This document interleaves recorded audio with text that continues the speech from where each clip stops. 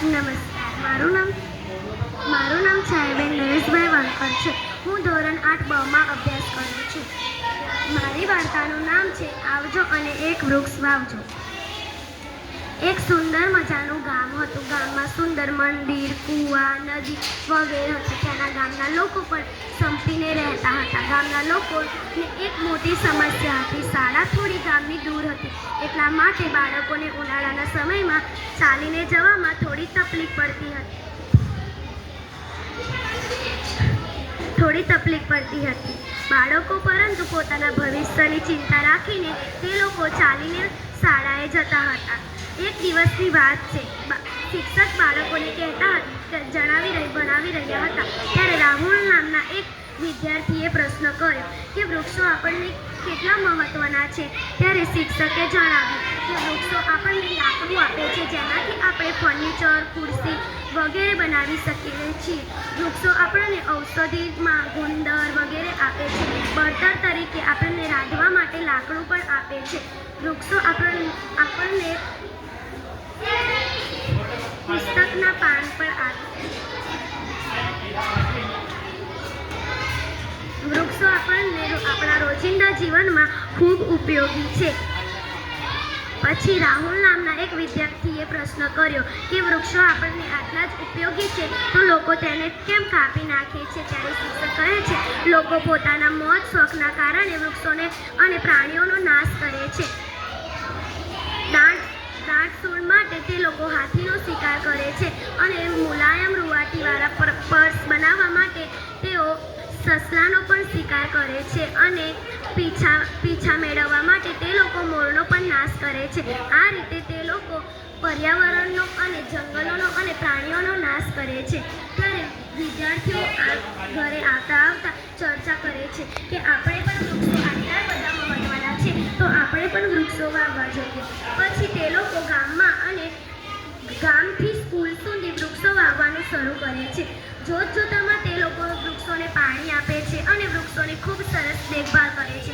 જોતજોતામાં વૃક્ષો ખૂબ સરસ રીતે મોટા થઈ જાય છે. બાળકો જ્યારે શાળામાં જાય છે ત્યારે વૃક્ષો સાથે રમતા અને છાયે શાળામાં જાય છે. આજુબાજુના પડોશી ગામના લોકો આ દ્રશ્ય જોવા માટે આ ગામમાં આવે છે. ગામના લોકો બાળકોની ખૂબ પ્રશંસા કરે છે કેમ કે આટલા નાના બાળકોએ ખૂબ સરસ કામ કર્યું હતું. પછી પડોશી ગામના લોકો આ વૃક્ષોને જોવા માટે આવે છે. વૃક્ષો ખૂબ મોટા અને સરસ થઈ ગયા હતા.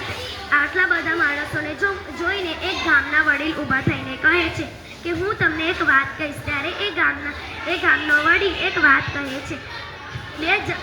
એક મોટું જંગલ હતું અને એક નાનું જંગલ હતું. ત્યારે એક શિકારી આવે છે અને પહેલા મોટા જંગલમાં હુમલો કરે છે કારણ કે તેને મોરના પીંછા, સસલાની રૂંવાટી મુલાયમ પર્સ બનાવવા માટે જરૂરી હતી અને હાથીનો અને બધા પ્રાણીઓને શિકારી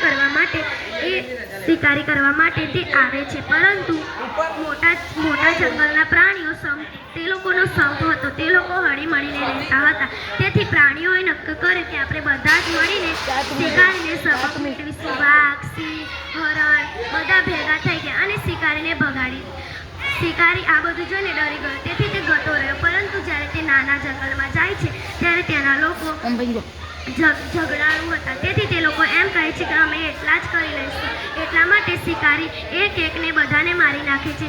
સસલાનો મુલાયમ પર્સની રૂંવાટીની જરૂર હતી એટલે તે સસલાનો, મોરનો, હાથીનો વગેરે પ્રાણીઓનો શિકાર કરે છે અને વૃક્ષોને પણ કાપી નાખે છે.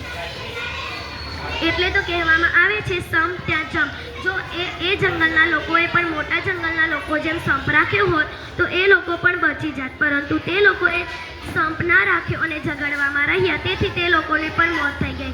તેથી એક વડીલ ઊભો થઈને કહે છે કે વૃક્ષો જ હોય તો આપણને વરસાદ મળે, વરસાદ ના મળે તો આપણને પાકમાં પણ નુકસાન થાય.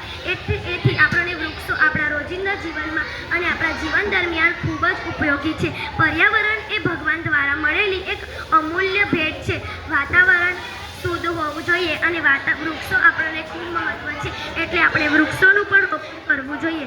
વૃક્ષો વાવવા તે ખૂબ અગત્યની વાત છે. આજકાલના ટેકનોલોજીના જમાનામાં જંગલોનો નાશ કરવામાં આવે છે અને ઊંચી ફેક્ટરીઓ બનાવવામાં, ફેક્ટરીઓ બનાવવા માટે કેટલાય બધા આપણા ભારતના જંગલોનો નાશ કરવામાં આવ્યો છે. આ વૃક્ષોના નાશના કારણે આપણને ઘણું જ નુકસાન થવાનું છે.